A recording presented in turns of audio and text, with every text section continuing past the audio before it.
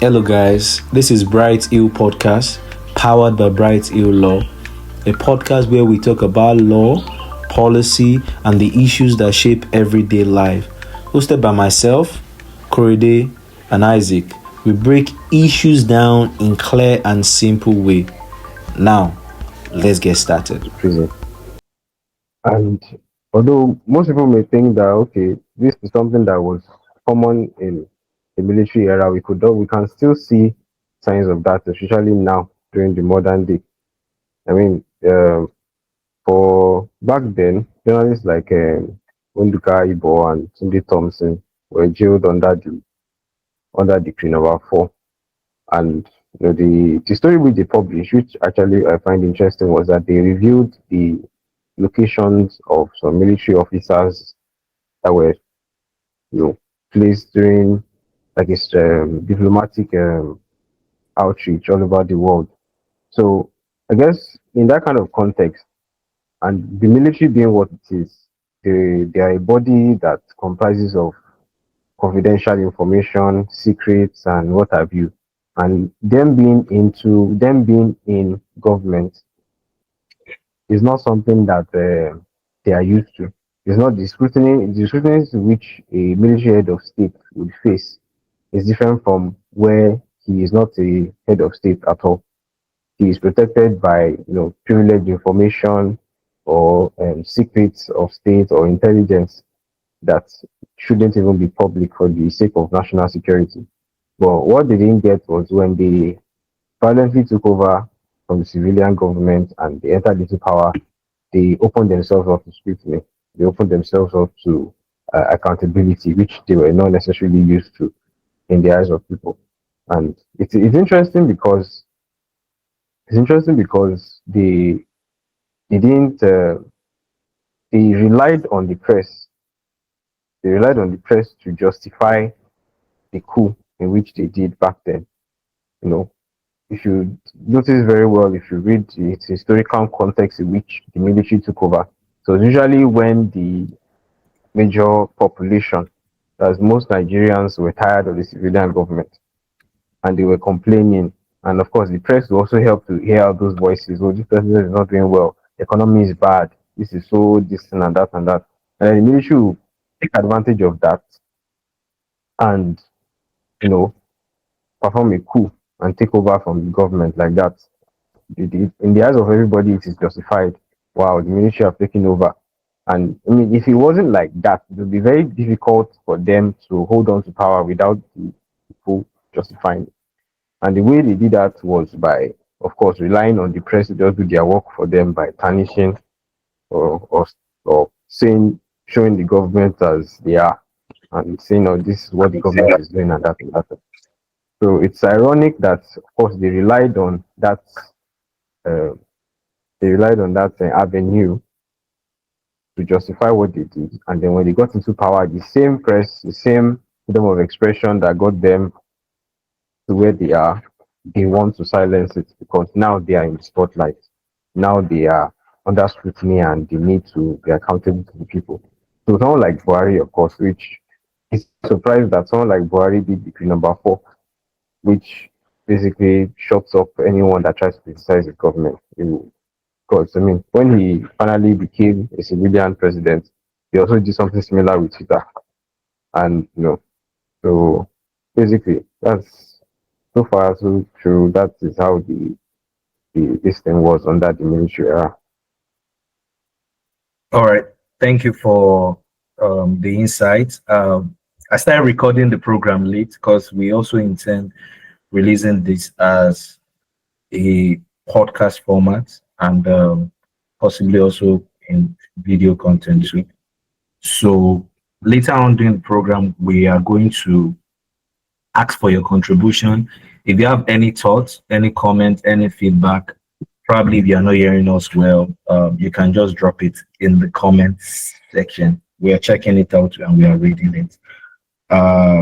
So let me go to the next question. Course of time. We've done a bit of context into the past, talking about the CRE4, talking about arrest of journalists, newspaper, closing of newspaper, and how it was actually very difficult for the military to hold themselves accountable. Um, let's go to 99. That was when we ushered a new um, democratic dispensation, which we're enjoying now. In fact, we are enjoying the longest tenure of democracy. We had a new constitution then, Section 39, which gives the freedom of expression. So Isaac, in simple term, because we don't have most people here are not even lawyers, right? Uh, Yeah. yeah. If you can just break that provision of that Section 39 in simple term for everybody, that would be great. Okay, so Section 39 basically gives you the right of expression and freedom of the right of the freedom of expression and right to hold opinions, which it's also reflected in the Human Rights Charter and every other subsequent body that endows us with rights, alongside right to life, right to freedom of movement, right to dignity of persons. So I think the right to life in and of itself is that sorry, the right to freedom of expression and to hold opinion in itself is that you can express yourself however you deem fit. You can have opinions of whatever it is that you think about. You can come to your own conclusions and your own opinions. It's a freedom. And if that were not like if that was not in the law, if that was not guaranteed by constitution, it will be very difficult for us to even have this meeting right now. It will be very difficult. I mean, I know for a fact that in countries like North Korea, the fact that you even have a phone, that's even if you can even get a phone. If you have a phone, they have a software on that phone that screenshots your phone um, page as you are using it every 10 seconds. Phone screen is being screenshot, it's being screenshotted, and it's being sent to someone. It's being sent to someone. You cannot delete it. You cannot. So if you go to a website you're not supposed to go, if you message somebody with a comment you're not supposed to message on, if you criticize their supreme leader, you're in trouble. They have everything. So that is not freedom of expression or freedom to hold opinion.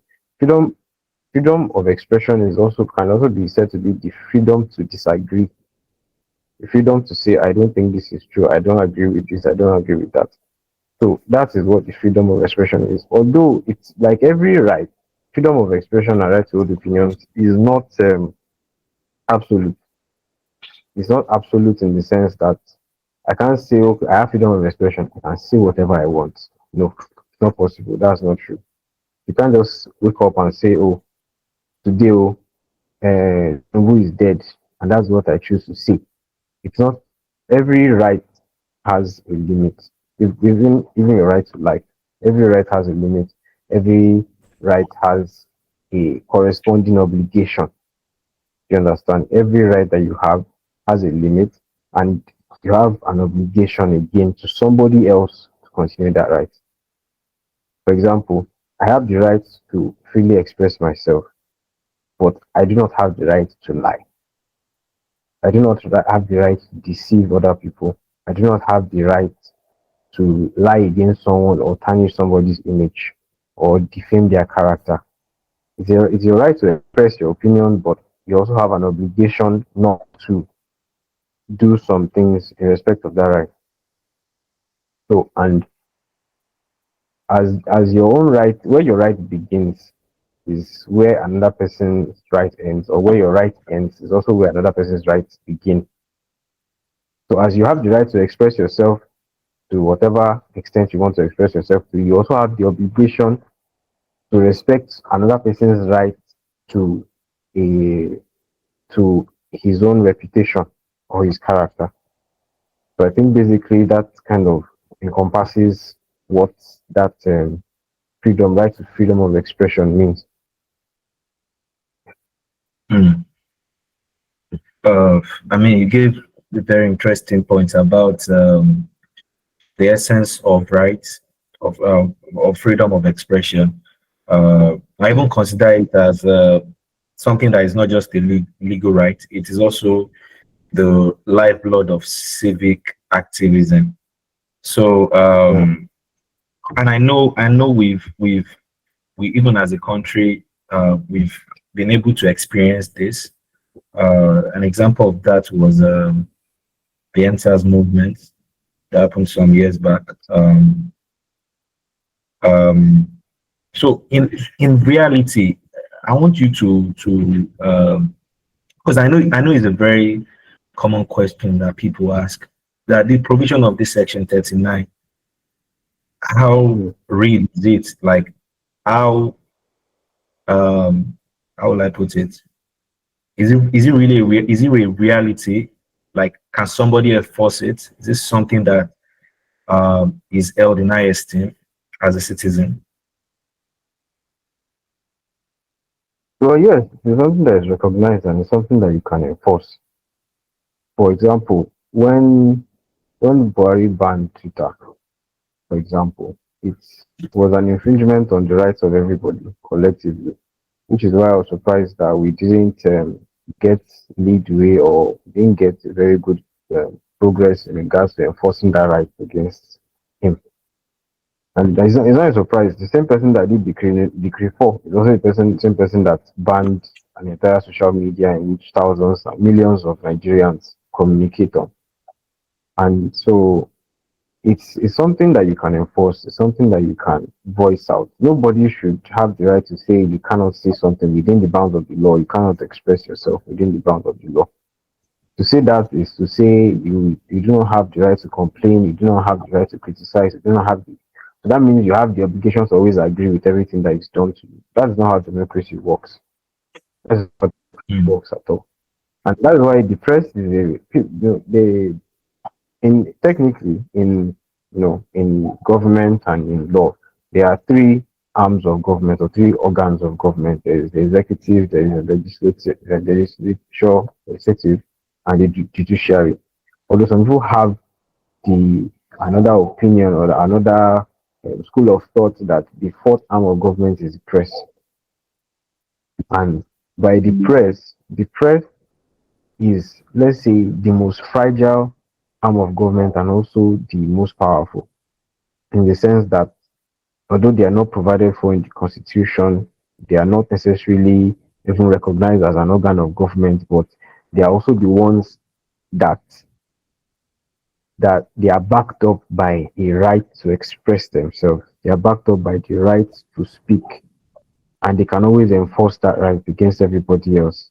But that does not also give them the right to lie, the right to cause a civic uproar over nothing, or tarnish another person's character. So it's a very shaky premise, it's a very shaky ground in which the press or even individuals like you and me enjoy.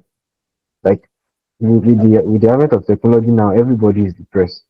Everybody is the social media. Everybody reports news. Everybody says things as they see them. So it's not something that we leave to the hands of, okay, oh, it's MTA, it's the BBC, it's this one, it's that one.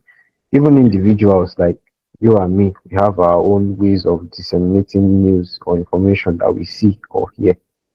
So it's our individual right, it's our collective right, and we can use that and enforce that against everybody else that know, tries to shut us down from using that, exercising that right. All right. Yeah. I think we've established one point that even in today's democratic Yeah. dispensation, free expression is under threat. You've cited examples of that, uh, Mm-hmm. just like what happened in the instance, and there's even a more recent story that happened, I think last year, about Jalingo being arrested for Yeah. on the basis of social media intimidation and stuff like that. There are still other examples to prominent investigative journalists that have also been scrutinized and probably been slammed with things like cyberbullying and things like that. Mm. How can we balance freedom of expression by also not infringing on other people's rights? Because I mean, if you're going to criticize government officials, they are humans too. And Yeah, sure, some lines that you can't cross, right? So how sure. we balance the rights of every party involved? Okay, so that's why there are checks and balances regarding even the government and even regarding individual rights. For every right, there's an obligation. You have the right to speak, you have the right to express yourself, but you don't have the right to lie. That's why there are laws against defamation of character or laws against disclosing confidential information. For example, the military is a very highly secretive organization, or organizations like DSS or SSS. They they deal with time sensitive confidential information, and sometimes they have to act on time, or they have to act in accordance with this information, and sometimes other not to even create an uproar in the public that, oh, these people are they sit on some of this information. So I think to the person who is going to, or the body who is going to protect rights, or who is going to determine where rights start and end, usually is the judiciary, and it's the court, and they are the ones who usually determine, hey, they are the interpreters of the law, should be told, and they can interpret the law to mean this, the law to mean that. But in every law, in every provision of the law, it has to follow the constitution, it has to be in line with the constitution. Some have criticized Section 24 of the Cyber Crimes Act, or of being vague and being open to unnecessary interpretation. But it's the court that will eventually say, oh, this applies to this circumstance, or this does not apply to this circumstance. Because even if you look at it, the laws regarding defamation, for example, people think that, oh, if I say, you're an idiot, you're a fool, you're mad, it means that I am defaming your character. But there are rules to it. There are requirements of what it would amount to defaming a person's character by saying, oh, you are this, you are that, you are this, you are that. Because we say if it was in the middle of a fight, maybe you and I are having an argument and I use some words to describe it, to insult you, does not necessarily amount to defamation because it was said in the heat of the moment. But if I sit down, if I say some things about it to another person with malice involved, and I intend in my mind I want to reduce your reputation in the eyes of this person, then it is to amount to defamation of character. So that is me going outside of my right of freedom of expression. That's me going outside what Hmm. the law provides for me, the protection it gives me to, know, exercise that right. And that's why I think that's why I think social media is good to the extent that people are now starting to understand this in recent times. Most people would just put out fake news these days on social media, on Facebook, Twitter, or what have you. Put out fake news about someone. Oh, this person did this person did that. In order for them to get likes. It's not necessarily true. They don't care whether it is true or not, but they just want to get likes. They don't care whether what happens to the person's reputation, what happens to the person's identity. They just want to, put it out there so that they can get. Now that Twitter has even monetized likes and engagements, people are willing to do anything to get that money. So they will put things out there that are not necessarily true. And this is where the law comes in. The law says yes, you have the right to express yourself freely, but you do not necessarily you don't have the right to lie. You don't have the right to publish false truths or false information about someone. And even in official capacity too. There's some people that do not have the right by virtue of their office to disclose certain things. I don't know if you remember when shortly after Tinubu came into power, maybe it was last year, 2023, and then Niger Republic had was it Niger or yeah, it was Niger. They had a military coup, and then people were hearing snippets that Tinubu is ready to give the order for Nigerian army to move into Niger.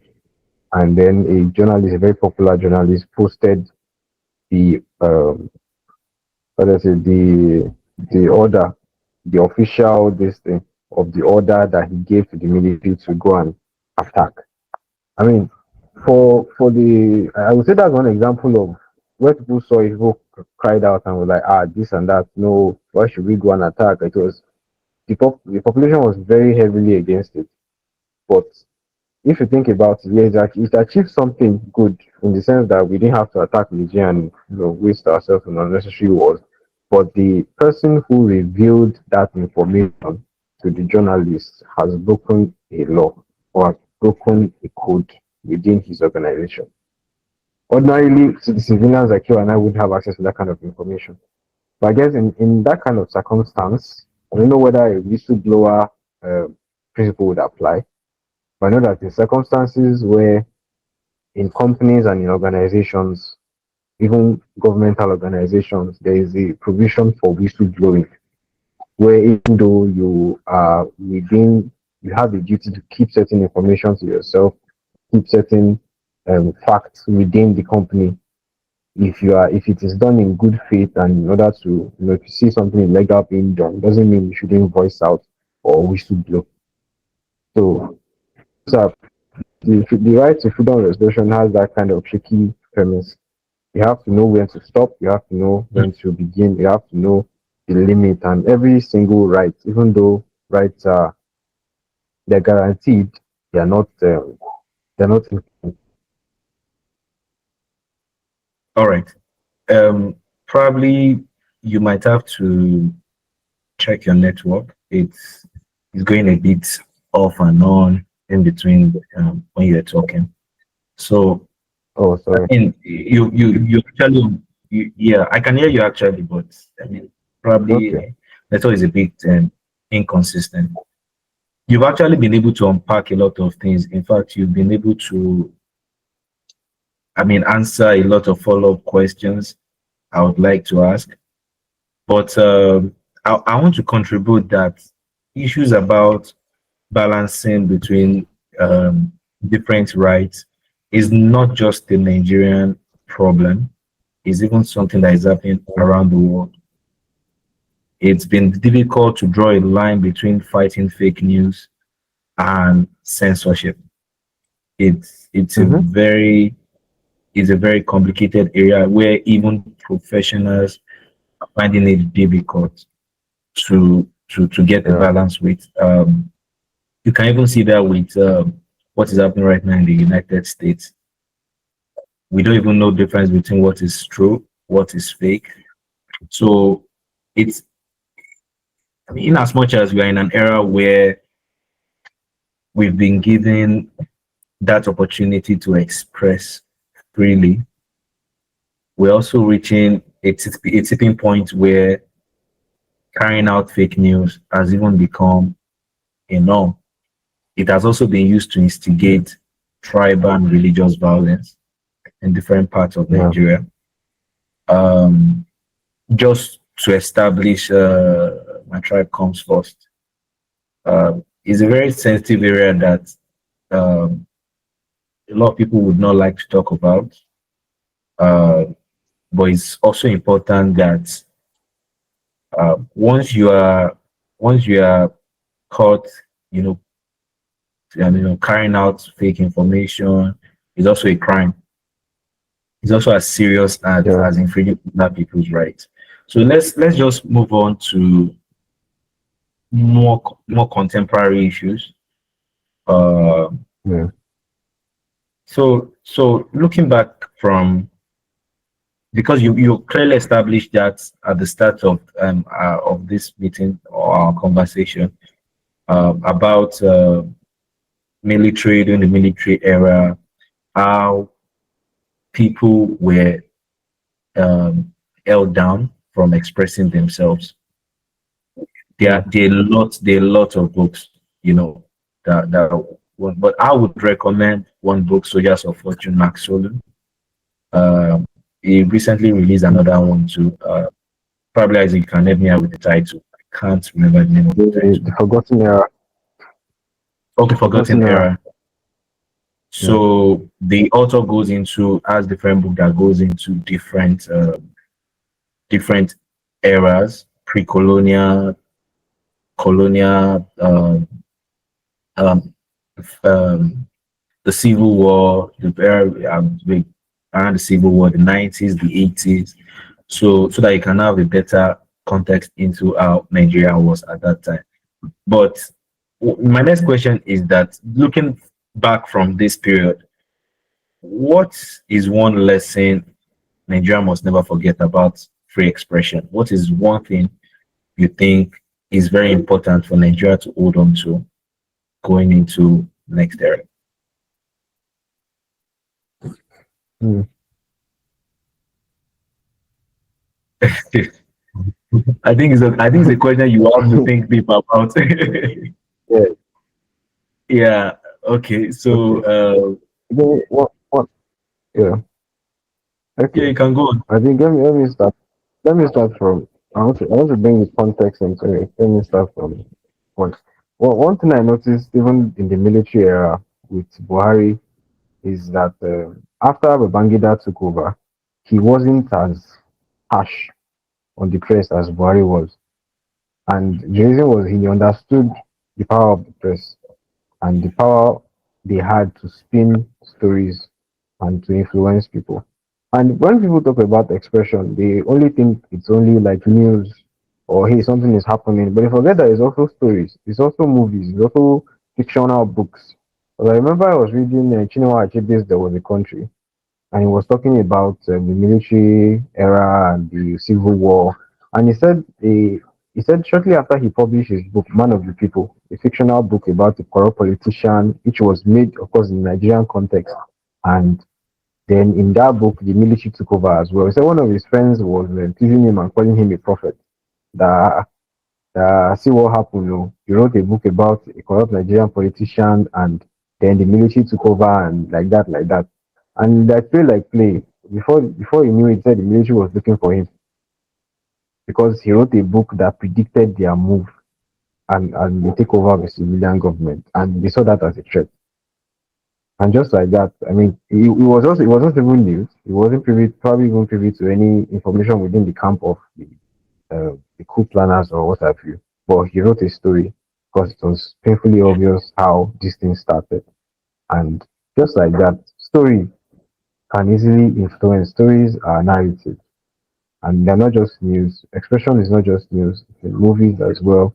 You know, there was this movie Gangs of Lagos where they used the aerial masquerades. So someone took on their costumes and was fighting and was committing a crime, and then the Lagos area people came and said that they should ban the movie for portraying those people in a bad light. So expression is a very powerful thing, and I think the how it has influenced us today is that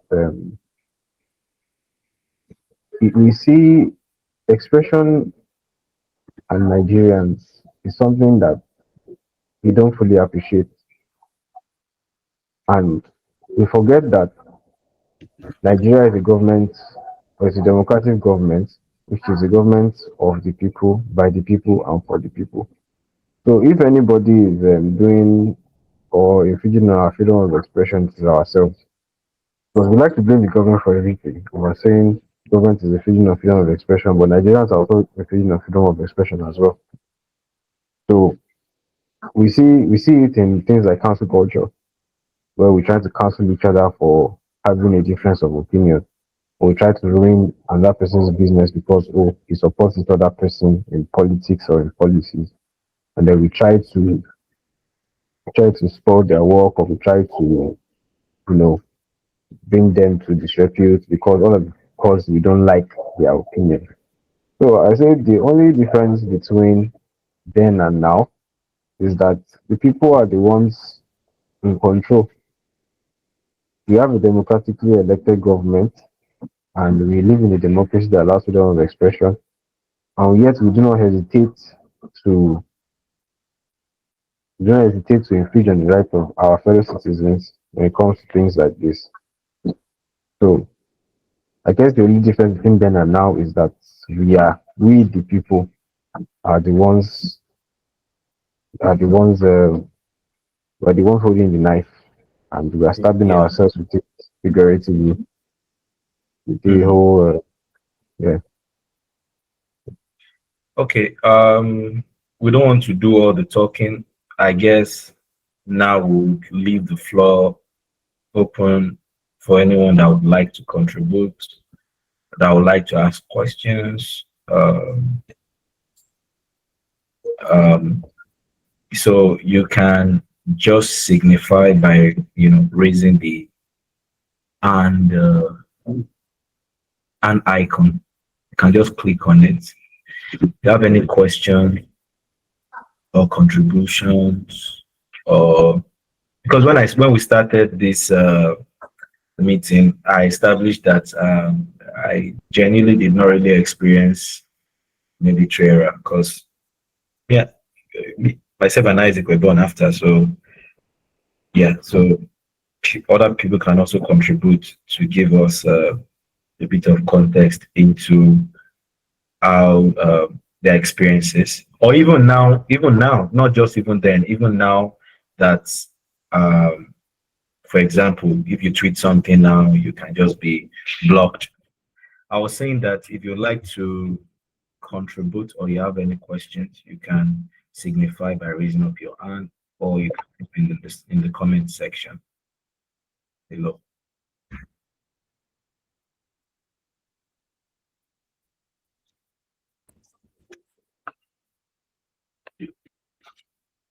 Okay, in the meantime, so I please confirm you can hear me.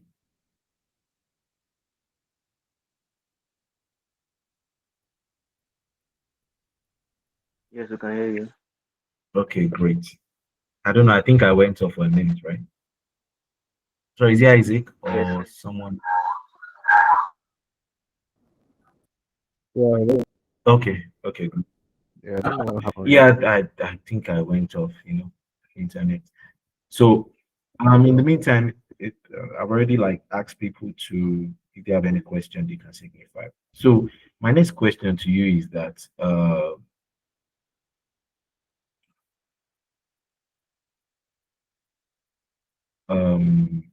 because we've actually covered a lot of contemporary issues too. But I think one benefit of Section 39 that we've not been able to establish is actually the um, popularity or introduction of investigative journalism in Nigeria. We have platforms such as FIJ, Fisai Soyombo, so many journalists that cover uh, recent happening in Nigeria that we don't even know about. For example, what happened with the investigative journalism on custom, on border control, and prison, prison, and other things like that. Don't you think these are one of the positive we've been able to pick from the kind of constitution we have? Or what other examples do you think you can also cite? You're mute. You're mute. You're mute. Yeah. Sorry about that. I think those are good examples that you cited. I think the showing the inner workings of our institutions. I think the good thing about some of these stories is that they help, they give accountability and transparency. They help with accountability and transparency. A lot of the inner workings of some of these institutions within the government is unknown. And if they are out there, then we can hold them accountable. We can make them, you know, do as they are supposed to do, as we wanted them to do. So things like that are very, very important. That's why freedom of expression is very important. And freedom of the press is also very, very important. If people can speak, if people can speak out and people can voice out, then people know. Knowledge is light. If you do not have knowledge and you do not have light, you're in the dark. If you're in the dark, you don't know what is happening, you don't know what to do, you don't know how to even go about anything. And it is very vital in a democratic government like ours for some of these things, for some of these people even having you know, the the courage to voice out. It's not like they won't even meet any opposition in their progress or in their road to finding some of these things out. Some of them have to go undercover. Some of them have to disguise themselves at the risk of their own lives. I know some of these things involve a lot of purposes that that are willing to kill just to protect their secrets. But we thank God for people like that. Even your freedom of expression as a person isn't because the constitution says you have the freedom of to express doesn't mean every other person will respect it. So it's also up to you to also enforce your own right as well. People will try to shut you up. People that don't want their workings to be known, who that don't want their movements to be out there in the public will also try to shut you up, will also try to shut you down and say, hey, why are you doing this? Why are you doing that? So it's up to you to also express yourself and to also enforce that expression. That's why we have the courts. That is why we have the law. We can always go to the courts to enforce our rights. We can always go to the courts to, you know. So I think these are fair examples of the importance of that. Because since someone raised their hand, who wants to contribute? Even um, Whatever, let's see. Okay. yeah, Thank you very much for this initiative of freedom of expression, right to freedom of expression and free speech. I just remembered, I don't know if you all can remember a case that happened of a NYSC copper. How do I call her now? A copper who came on social media and was talking about the fact that I think she said things were expensive in Lagos and that Lagos smells, and because of that, she had to go through a lot because she just came out to say that Lagos smells and that maybe the government should do something about it. I don't really remember. So now I feel like, is there like a line that can be drawn between when you actually say something that, because in my own understanding, I don't think that is something that should cost uh that should cost access or whatever, right to do whatever things you're supposed to do as a copper, clearance, alawi, because at some point she had to come back again to say that they were mandating her to apologize, to take down what she had said and all of that. So I don't know, is there like a line between, okay, what you're supposed to say about the government and what you're not supposed to say, or there is really no, because like you said, right to freedom of expression is not absolute, quite all right, but when does it really become a thing? Like, mm, like saying something like that, like just saying the state of things in wherever you are in the part of the country, does it really have anything to do with you tarnishing the image of the government, or you're just saying things as it is or something? I don't know. yeah. Um, Sincerely, is one of those ridiculous things that you would see in a democratic dispensation. I mean, these are some of the examples. Because this person we're even talking about was never maybe brought before the court or anything.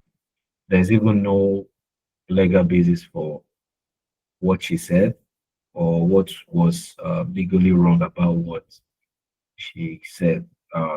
It's just one of those situations um, where excesses of other people can actually infringe on the other person. I think Isaac even established that before. That at times you should be careful about what you say because where your own freedom ends, the other person not starts. And we've seen a situation whereby somebody, because of what she said, was bullied and his right to actually trample upon by the institution. So there are other gray areas about because NYC law, NYC has its own bylaws, and there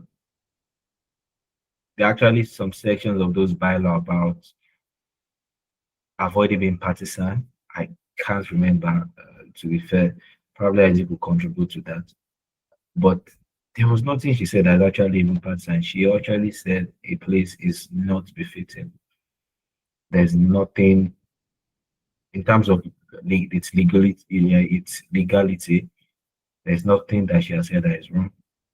So maybe Isaac would have more legal context or nuances to provide on this subject matter. Yeah, so the problem with freedom of expression, especially with human beings as a whole, I mean, we're not being ruled by robots and we're not being ruled by computer softwares or AI. Is we have an ego problem. Nobody likes to be corrected. Nobody likes to be told that they are wrong. Nobody likes to be told that they need to improve, which is the problem of every person, especially someone in power. Especially someone in power who they feel like everybody should bow to them, which is why democracy is the way it is. We're not running a monarchy. We're not running a monarchy system of government. We're not running a theocracy. No one can necessarily criticize the king. You do that, you die.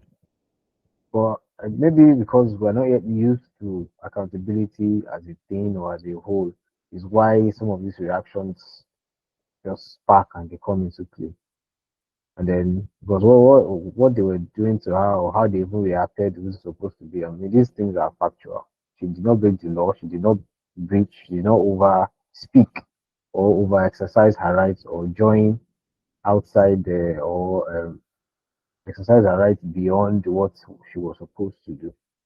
But we saw the way people reacted, which is why you as a person have the right to enforce your own rights for your own use. Because people are not going to sit down and look at you do it, and they're not going to just sit back and watch you. Oh, she wants to express herself. Oh, let her express herself. They're not going to do that. They're not going to do that at all. Imagine people receive death threats every day.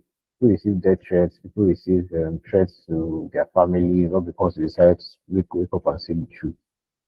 So it's just things like that. Okay, thank you very much, Motunra. As a matter of fact, Motunra was the first person to join, even before Isaac. So she has really contributed a lot to the program. So, um, I mean, think she did. I think she deserves something big, big. But that will be later. So yeah. So I think there's no other question. We promised ourselves an hour. That even if we go beyond an hour, just be few minutes. We know everybody has something to do. People want to rest. Uh, I can see a question pop up now. We would answer this briefly, so that so that everybody can continue with the engagement for the day. So the question is it possible to enforce the right and fight against government without financial or social implication? Hmm. Um, Isaac, do you have an answer to this, or you want to take it up? Yeah, you can take it up. Maybe I'll add whatever I need to. If there's anything to add. I mean, uh, right to freedom is not free. Even those that fought for our democracy used a lot of financial resource, and a lot of them had to even seek asylum in another country. And sometimes asylum it doesn't even come with small money. Those are those that fought for democracy and even the constitution we are using today. So if you're going to fight for your own rights, it has its own financial constraint. If I've been realistic with you, although they are non-profit organizations, that this is what they do.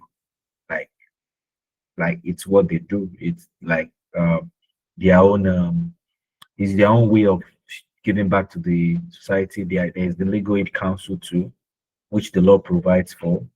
Those ones they can take up your case without any financial constraints or social implications. So you can if you can reach out to us, we can direct you to one that can help you out with fighting for your cause. But if you are going to use the services of a lawyer that is not going to be legal aid or any of the non-profit organization, some lawyers actually also do it pro bono too. It's part of what is expected of us too. At times, we can take some matters of pro bono, but you should know that somebody is paying for it at the end of the day. So I don't know if I've been able to answer the question, Isaac. Done you've done a splendid job of answering the question. I couldn't agree more. Sorry. I said you've done a splendid job of answering the question. I couldn't agree more. You just say that the thing Yeah. about rights, and again, the way our society is, God bless Nigeria. The way our society is, if you want to fight for anything meaningful, be ready to take a few scars. Be ready to, you know, be ready to feel it in your body, not just in your bank account or not just in your life, just in your body too as well.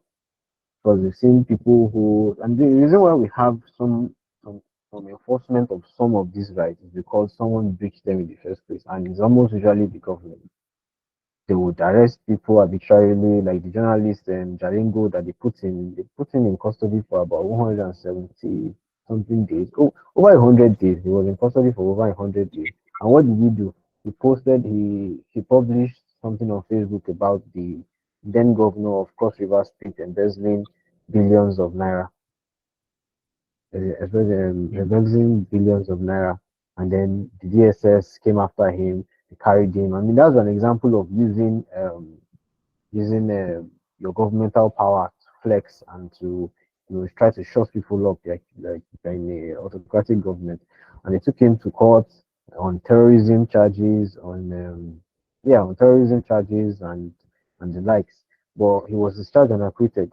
And I think on another occasion, this same guy also published another story of the former Cross River governor's sister-in-law who paid somebody to write her law school exam for her, and they published it and they arrested him again, and they were even telling him that he should beg her to say sorry. Sorry, he probably, I don't know what the truth to that story, but it was probably true. I mean, that's another thing about freedom of expression. Publish what is true. At least then you have a defense. You cannot say that. You cannot say that if you can't lie against somebody and you're saying you want to enforce your right to freedom of expression, you cannot benefit from your own illegality. That's the position of the Mm. law. And the justification to enforce your rights, especially in a part where maybe you are taken to court over defamation of character or that you are doing something you're not supposed to be doing, is that what you actually said is true. It's the Mm. truth. The truth is your shield, so to say. The truth is your shield. And that's how you can win this your fight to enforce your own freedom. But just so you know, unless that freedom is infringed, which it will likely be, the way Nigeria is going, God just help us. You would have to actually fight to enforce it, and not just your right to freedom of expression, literally your right to every other thing that the Constitution Reality. guarantees. Mm. Thank you very much, Isaac. I'll read this last comment and we'll wrap up. This from a friend, Olatunde. It's quite long. Olatunde Oladoyi. So I'll read it. Uh, Thank you so much for this session. I believe freedom of expression in this current democracy is a myth. We have the Cyber Crimes Act, which in itself somehow contradicts the Constitution. Imagine, imagine a citizen, imagine a citizen, minute,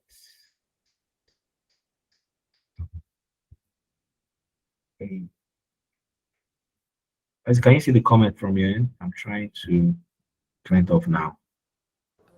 Hold on. Let me see if I can see it. First, it's giving an inciting. Okay, imagine a citizen being sued for insulting the president. How do you even enforce this right? In as much as we have the juicy parts, we have a long way to go, particularly when it comes to enforcing these rights and getting compensated accordingly. This is very interesting, though controversial, but because of the time, we would not be able to expand it more. But thank you very much for this beautiful insight, Tunde. So thank you very much, everyone, for your time. You took an hour 30. I mean, Joshua came in late, but he's the one dropping the most emoji.